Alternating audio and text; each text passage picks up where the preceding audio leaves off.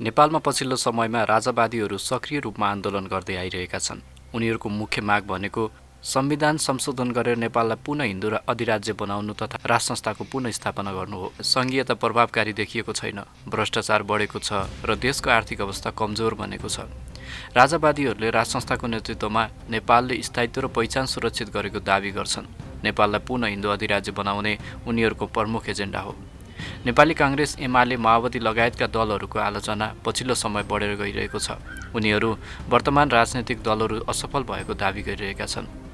विभिन्न स्थानहरूमा नाराबाजी र जुलुस प्रदर्शनहरू भएका छन्। राष्ट्रिय प्रजातन्त्र पार्टीले राजावादी पक्षबाट हिन्दू अधिराज्यको लागि आन्दोलन चलाइरहेको छ।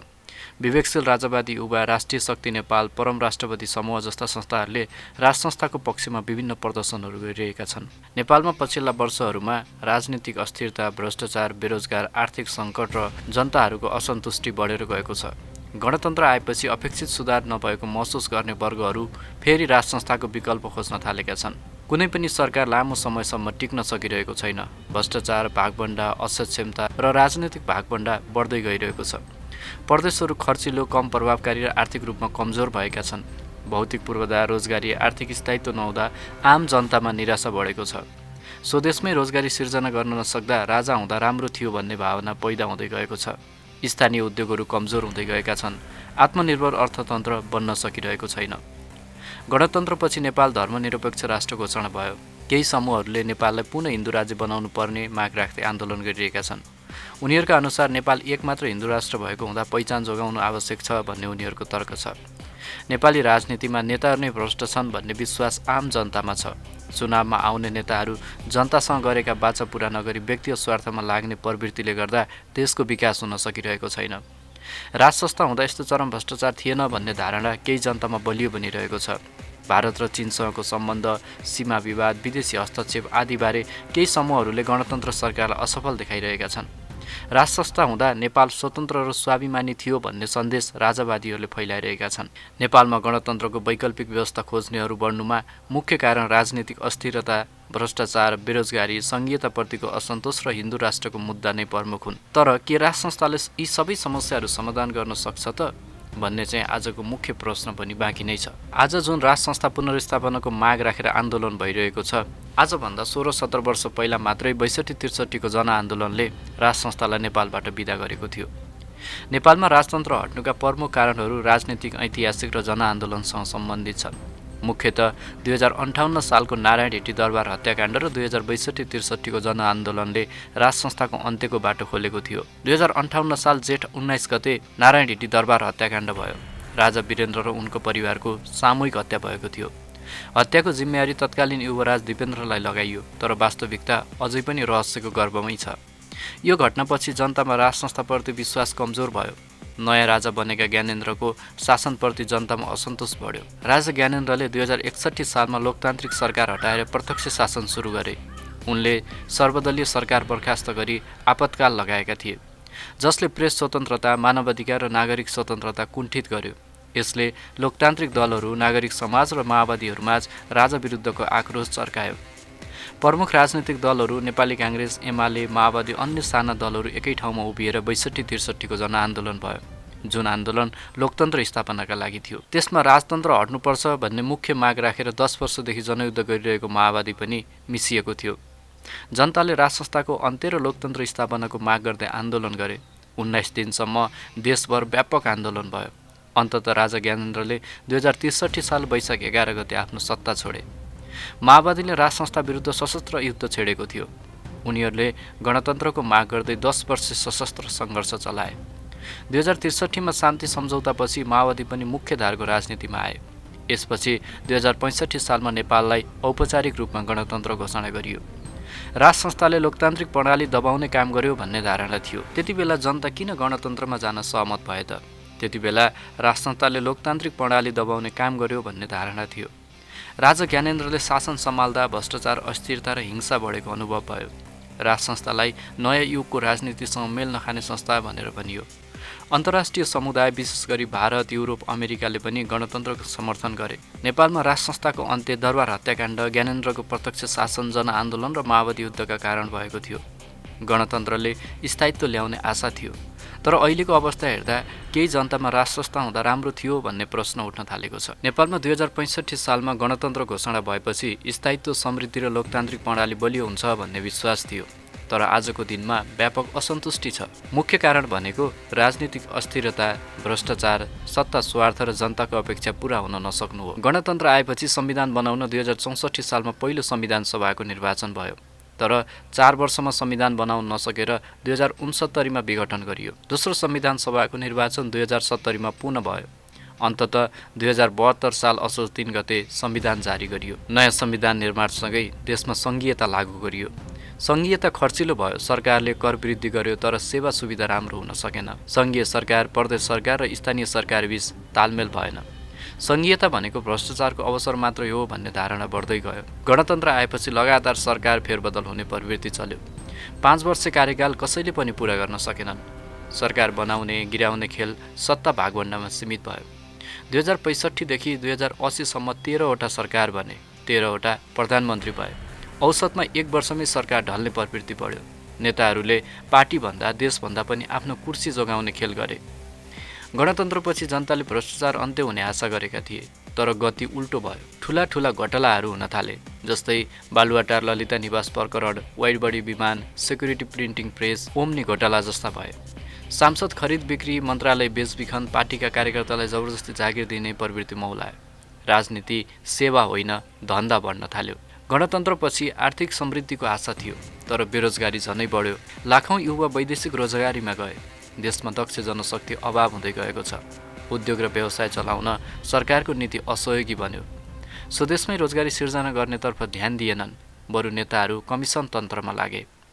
गणतन्त्रपछि नेपालका नेताहरू भारत, चीन, अमेरिका, युरोपियन युनियन जस्ता शक्तिशाली देशहरूसँग कूटनीतिक भन्दा बढी आत्मसमर्पण गर्ने प्रवृत्तिमा गए। भारतसँग 2072 सालमा नाकाबन्दी भयो। चीनसँग ऋण लिन खोज्दा भारत अमेरिकासँग तनाव भयो। नेपाल आफ्नै परराष्ट्र नीतिमा अडिग हुन सकेन।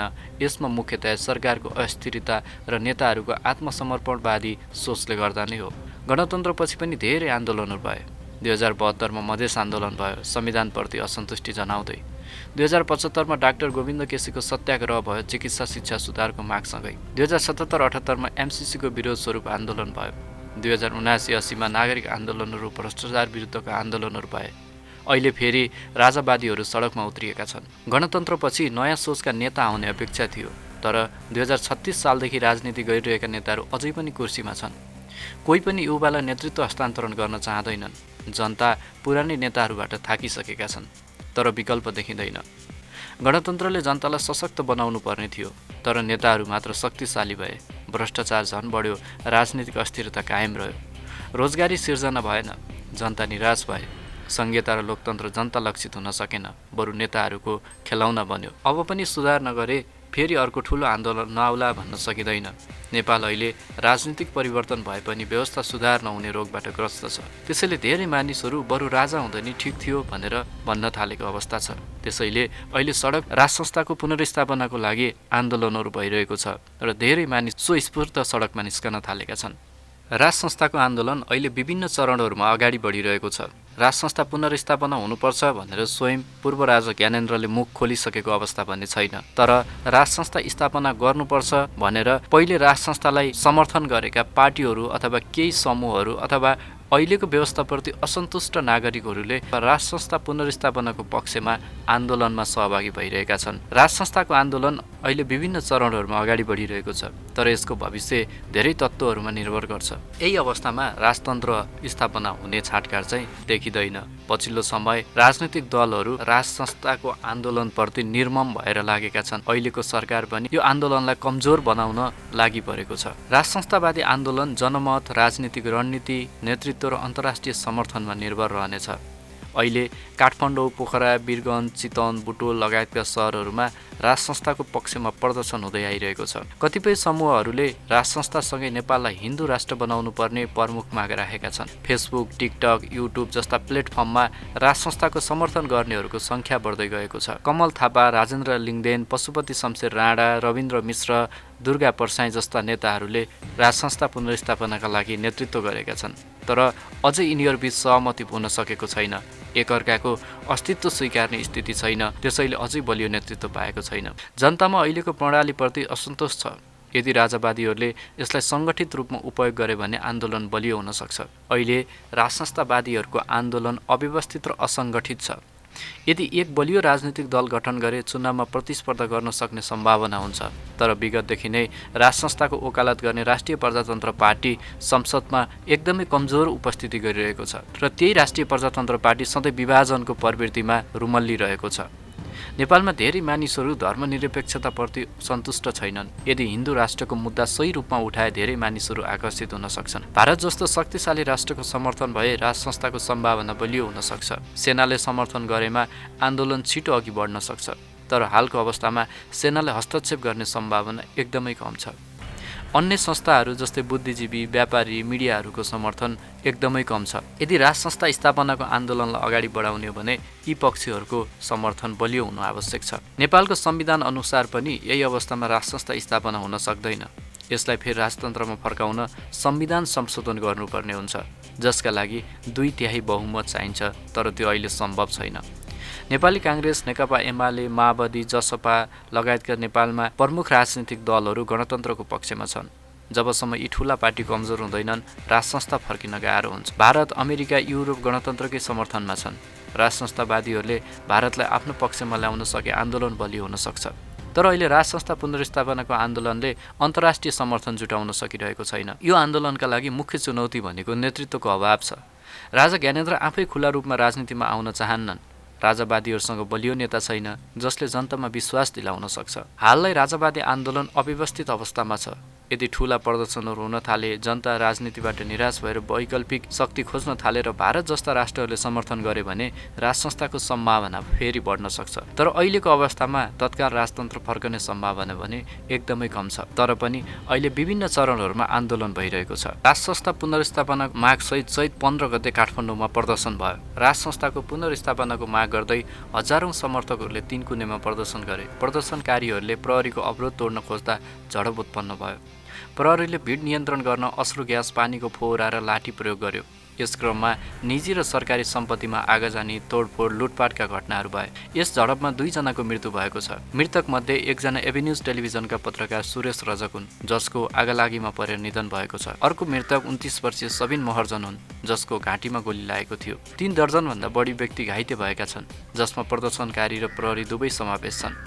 केही घाइतेहरूको अवस्था गम्भीर रहेको बताइएको छ। स्थिति नियन्त्रण गर्न काठमाडौँ जिल्ला प्रशासनले तीनकुने क्षेत्रमा निषेधाज्ञा नै जारी गर्नु परेको थियो। गृह मन्त्रालयले आन्दोलनको नेतृत्व गरेका दुर्गा परसाईलाई घटनाको मुख्य जिम्मेवार ठहर गरेको छ। संयुक्त जनआन्दोलन परिचालन समितिले सरकार पक्षबाट घुसपैठ गराई आन्दोलनलाई अशान्त बनाउन खोजिएको भनेर आरोप लगाएको छ। उनीहरूले घाइतेहरूको निशुल्क उपचार र क्षतिपूर्तिको माग गरेका छन्। शान्तिपूर्ण रूपमा सुरु भएको राजावादीहरूको प्रदर्शन हिंसात्मक झडपमा परिणत भयो, जसले मानवीय र भौतिक क्षति पुर्यायो। यस घटनाले नेपालमा वर्तमान राजनीतिक असन्तुष्टि र अस्थिरतालाई उजागर गरेको छ।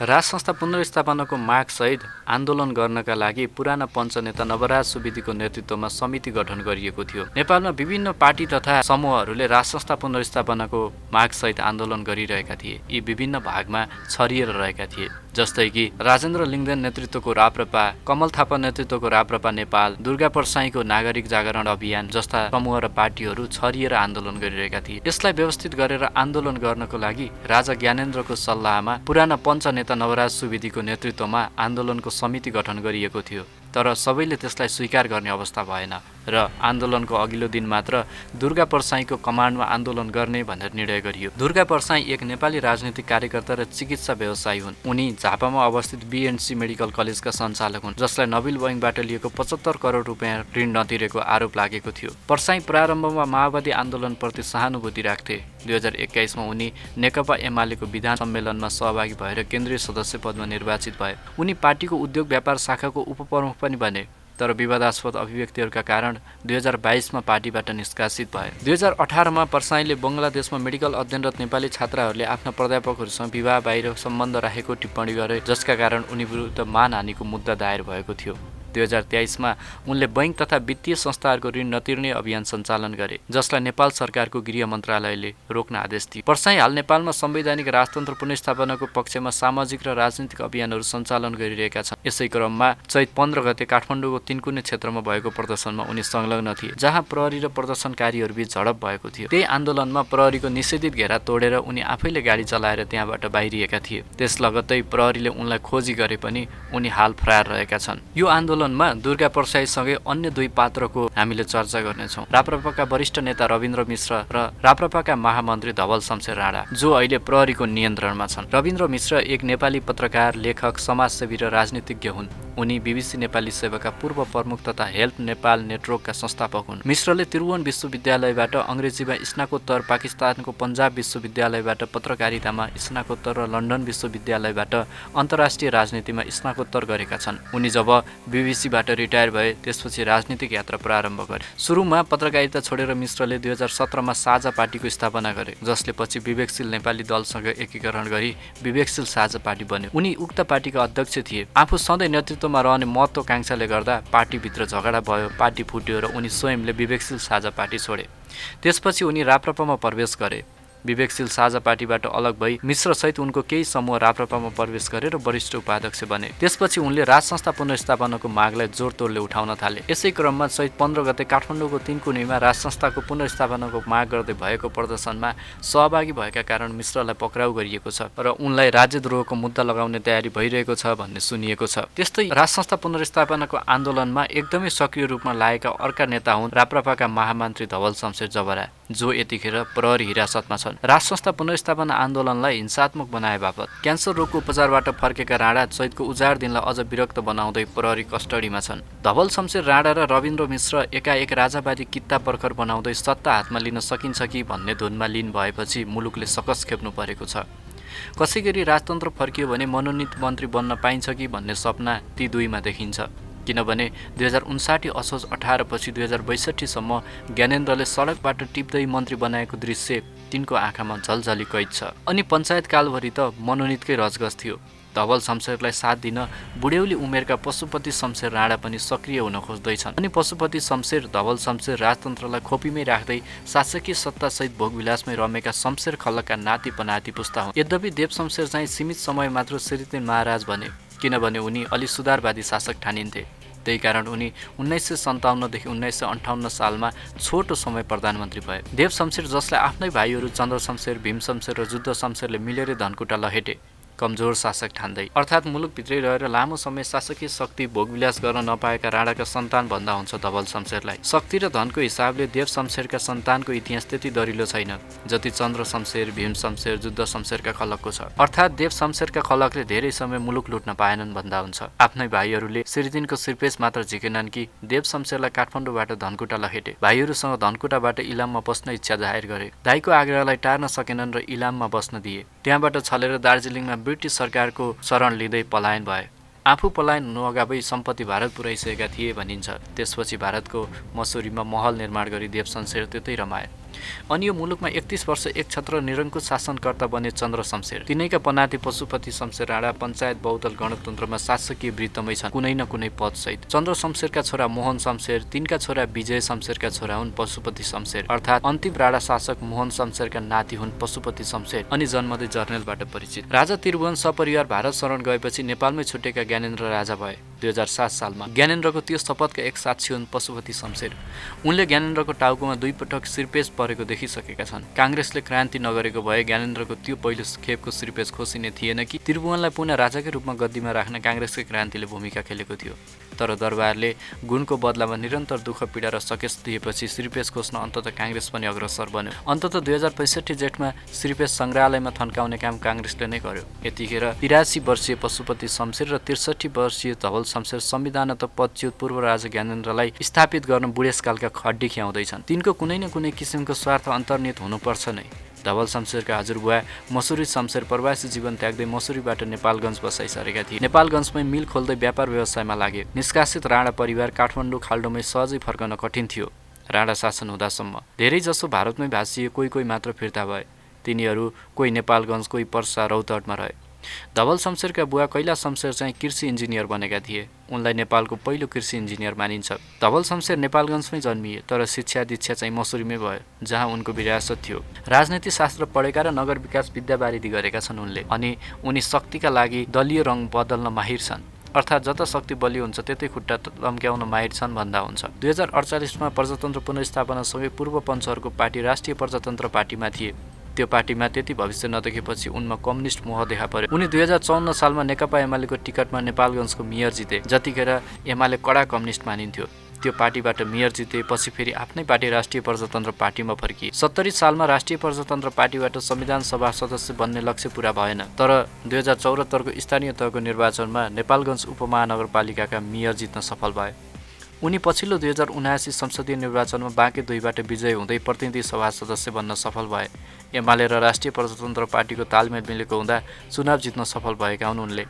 अर्थात् एमाले उनी राप्रपामै गए पनि माया नै गर्यो। धवल शमशेर सक्रिय राजावादी हुनुमा राष्ट्रिय प्रजातन्त्र पार्टीको भावी अध्यक्ष बन्ने योजना अन्तर्निहित हुन सक्छ, किनभने राप्रपाभित्र दरबारको बलियो पकड छ। कमल थापाले आफू अध्यक्षमा पराजित हुनुको पुरै दोष ज्ञानेन्द्र शाहमाथि पोखेका हुन् सार्वजनिक रूपमै। त्यतिखेर दरबारको आशीर्वाद राजेन्द्र लिङ्गदेनलाई मिल्यो।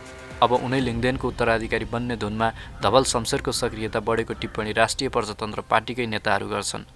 त्यसकारण पनि धवल शमशेरका निम्ति राजतन्त्र पुनर्स्थापना होस् या नहोस्, राजावादी शक्ति रहिरहँदा फाइदाको हिसाब किताब बढी नै लगाएका छन्। यसरी हेर्दा राजसंस्था पुनर्स्थापनाको आन्दोलनमा मुख्य नेतृत्व गरेका नेताहरू रविन्द्र मिश्र र धवल शमशेर राणा जेलभित्र छन् भने दुर्गा परसाई फरार छन्। अन्य राजनैतिक नेतृत्व कमल थापा, राजेन्द्र लिङ्गदेनले प्रभावकारी रूपमा आन्दोलनलाई अगाडि बढाउन सक्ने स्थिति भने अहिलेलाई देखिँदैन। हुन त यहाँ केही परिदृश्य देख्न सकिन्छ, जस्तै कि हालै काठमाडौँको 3 कुनुमा भएको झडपपछि राजावादी समूहहरू अझ सङ्गठित हुन सक्छन्।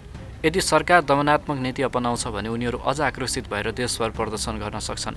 सामाजिक सञ्जाल र डिजिटल मिडियाको प्रयोगले जनमत निर्माणमा सहयोग पुग्न सक्छ। सरकारले राजसंस्था पुनर्स्थापनाको मागलाई असंवैधानिक भन्दै कडा कारबाही गर्न पनि सक्छ। मुख्य नेताहरूलाई पक्राउ गरेमा आन्दोलन कमजोर हुन सक्छ। कानुनी रूपमा राजसंस्थाको पुनर्स्थापनाको सम्भावना न्यून छ, किनभने संविधान परिवर्तन गर्न 2/3 बहुमत आवश्यक पर्छ, जुन राजावादीहरूका लागि असम्भव रहेछ। राजावादी आन्दोलनको भविष्य सरकारको प्रतिकार, जनसमर्थन, राजनीतिक ध्रुवीकरण र अन्तर्राष्ट्रिय परिवेशमा निर्भर रहन्छ।